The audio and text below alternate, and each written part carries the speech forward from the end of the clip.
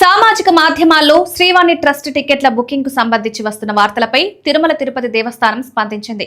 కొంతమంది దళారులు భక్తులను తప్పుదోవ పట్టించి నకిలీ టికెట్లు విక్రయిస్తున్నారని పేర్కొంది. అలాంటి వారిపై టీటీడీ కఠిన చర్యలు తీసుకుంటుందని హెచ్చరించింది. శ్రీవాణి దర్శన టికెట్లపై ఎలాంటి అసత్య ప్రచారాన్ని భక్తులు నమ్మవద్దని కోరింది. శ్రీవాణి ట్రస్ట్ టికెట్ల బుకింగ్ విధానాన్ని 2019 మే నెలలో ప్రవేశపెట్టినట్టు గుర్తు చేసింది.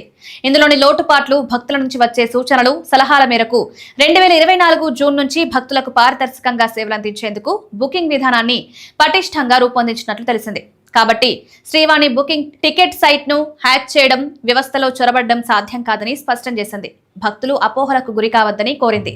కొందరు దళారులు ఆధునిక సాంకేతిక పరిజ్ఞానాన్ని దుర్వినియోగం చేస్తూ ఆర్టిఫిషియల్ ఇంటెలిజెన్స్ ఆధారిత ఆటో ఫిల్లింగ్, ఆటో కాపీయింగ్ వంటి పద్ధతుల ద్వారా వేగంగా వివరాలు నమోదు చేసి టికెట్లను బుక్ చేయడానికి ప్రయత్నిస్తున్నారని తెలిపింది. అలాంటి వాటిని టీటీడీ ఎప్పటికప్పుడు గుర్తించి సంబంధిత అక్రమ ఐడీలు, అక్రమ బుకింగ్ విధానాలను వెంటనే నిరోధించడంతో సాఫ్ట్వేర్ ను ఎప్పటికప్పుడు అప్డేట్ చేస్తున్నట్లు తెలిపింది. నిరంతరం నిఘా ఉంచుతున్నట్లు తెలిపింది.